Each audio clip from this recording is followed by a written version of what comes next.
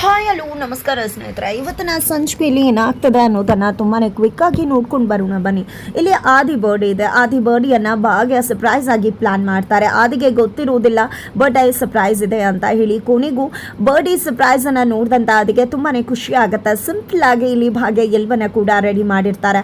ಅದು ಆದಿಗೆ ತುಂಬಾ ಇಷ್ಟ ಆಗುತ್ತೆ. ಆದಿ ಥ್ಯಾಂಕ್ಸ್ ಕೂಡ ಹೇಳ್ತಾರೆ. ಇತ್ತ ಕಡೆ ಮೀನಾಕ್ಷಿ ಅವರು ಹಾಗೆ ಆದಿಯ ನಡುವೆ ಒಂದು ದೊಡ್ಡ ಗುಟ್ಟೆ ಇದೆ. ಇತ್ತ ಕಡೆ ಮೀನಾಕ್ಷಿ ಅವರ ಮನಸ್ಥಿತಿ ಆರೋಗ್ಯ ಸರಿ ಇಲ್ಲ. ಕಾಮತ್ ಮತ್ತೆ ಆದಿ ಆ ವಿಷಯವನ್ನ ಭಾಗ್ಯದಿಂದ ಮುಚ್ಚಿರ್ತಿದ್ದಾರೆ. ಇಲ್ಲಿ ಭಾಗ್ಯಗೆ ಮೀನಾಕ್ಷಿ ಅತ್ತೆದು ಏನೋ ಇದೆ, ಎಲ್ಲರೂ ಕೂಡ ಅದನ್ನ ನನ್ನ ಹತ್ರ ಮುಚ್ಚಿರ್ತಿದ್ದಾರೆ ಅಂತ ಅನ್ಕೋತಿದ್ದಾರೆ.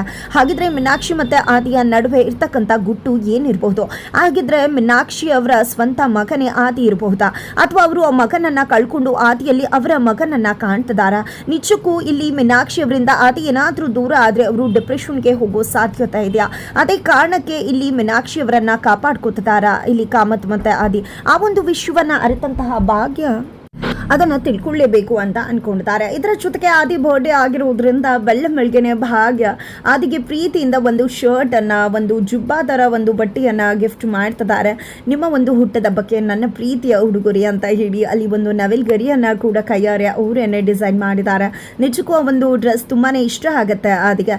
ನಂತರ ಇಲ್ಲಿ ಆದಿಗೆ ಇವತ್ತು ಅವಾರ್ಡ್ ಫಂಕ್ಷನ್ ಇದೆ. ಅವ್ರಿಗೆ ಬೆಸ್ಟ್ ಒಂದು ಬಿಸ್ನೆಸ್ ಅವಾರ್ಡ್ ಸಿಗ್ತದೆ.